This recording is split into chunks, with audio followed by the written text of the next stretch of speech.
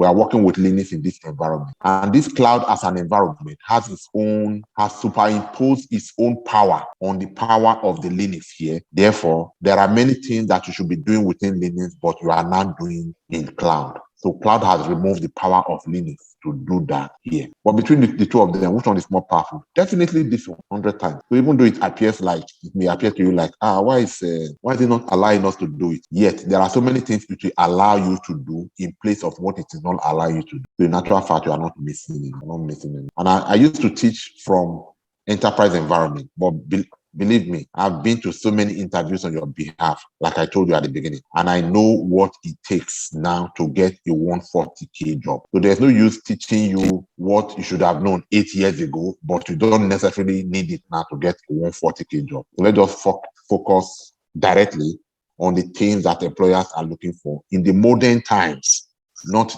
like they were looking for 8, 15, 20 years ago. So we are going to get what they are looking for now, all right?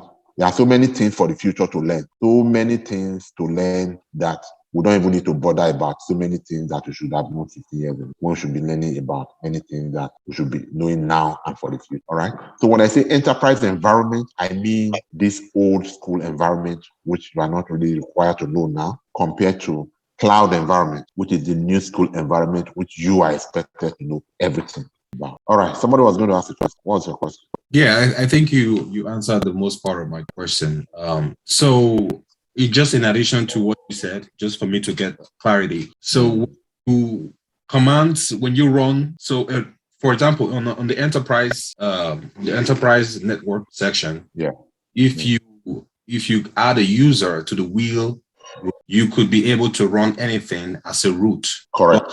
Cloud, only root and the EC2 user are recognized to run any administrative privilege commands, right? Or task. In cloud? In cloud, yeah. Not just any administrative to run at all, whether administrative or user. So in cloud. When you add a user to the wheel group in cloud, no, it's not allowed in cloud. Oh, I thought that's what we did. Yeah, but you see, when we did it, we're having hindrances here and there, not able to. In cloud, there are better ways to achieve that goal of allowing your user to do what you want him to do as a root. One way to achieve that is through IAM, which we are going to do in cloud. Okay. So cloud has its own identity and management structure, different from that of Linux. Okay. Yes. So when Coco and White and they couldn't do those things, if you add sudo, irrespective of them being in the wheel group, can they still do those tasks? That's my question. In cloud? In cloud, yeah. No. In cloud, you are not even allowed to create any user at all. Whatever you want is by EC2 and root. Finish. Don't create user. The reason you are creating user, that you want the user to do, that you want to create user for. What you do in cloud, okay, yes, we'll still do it. What you do in cloud is to create an IAM role, either for that user or for that machine or for that group. So this is what cloud uses. So in cloud, there cannot be Coco, there cannot be Daily, there cannot be White.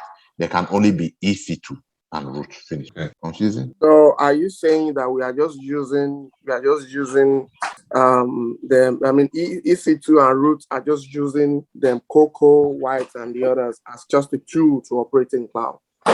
So I am saying that the reason I'm teaching you how to create user accounts is not for you to use them in cloud. It's for you to use them in case you find yourself in enterprise environment using Linux. Okay. So I'm saying that in cloud and all the automations and everything you would ever need to do in cloud, you would never need to create a user account on a Linux server. All right. So in future, I will not even teach how to create user accounts anymore because it's confusing you. But all the same, you will not need to create user accounts in cloud. So why did I not teach you? Why are we not talking about creating user accounts? Let me say it was a mistake for me to have taught, but it is still useful for old school people that will work in enterprise. There are still some work that will require, somebody just got it on Friday, that still requires the person to physically go to office to work as a CISA, certified information system auditor. So Even though most jobs are remote now, there are still some jobs that require people to go to work.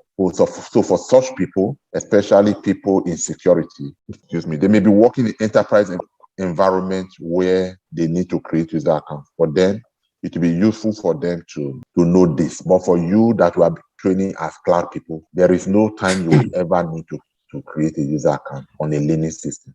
You do need to create user accounts, but not on Linux system. But you create user accounts in cloud. In fact, let me show you how simple it is to create user accounts in cloud. Maybe that will just clear all of this ambiguity. Let me minimize this. Let me share screen. Yeah. So let me go to cloud. This cloud, right? Are you seeing my cloud? Yes, sir. IAM. So manage access to AWS resources. So all those Coco and stuff, what we'll do in cloud in place of that is just to come here and then I'll say users. I already have a user, Akin.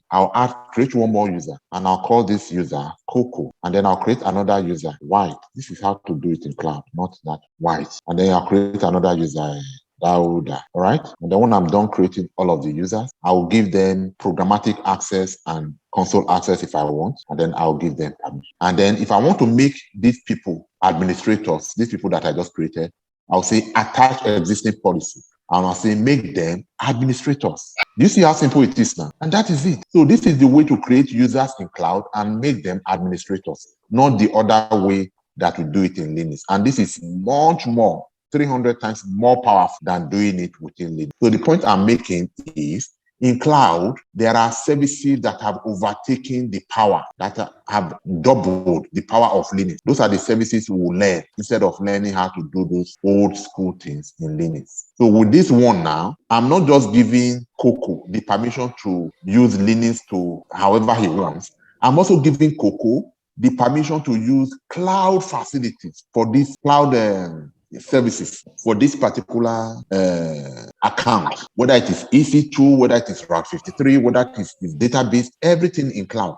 Coco now has permission to use all of them, not just Linux. Again, we'll do all of this when we come to cloud. But I just wanted to give you a feel of how simple it is to do these things in modern ways in cloud compared to the old way of doing it. Does that help you understand it? Yeah, that clarifies that. But is there, so in cloud, we don't even need to use the command line interface at all? We do need to use command line interface, but not to create user account. Okay. Not to create user account. The use of command line interface in cloud is called sysop. Have you heard of the position called sysop, system operations? Okay. You really do need, without command line interface in cloud, you are nobody. You cannot get it. You need to be able to use the command line interface, and you need to be able to use it thoroughly. Because all of our Terraform and infrastructure as code and DevOps, everything will be from command line interface.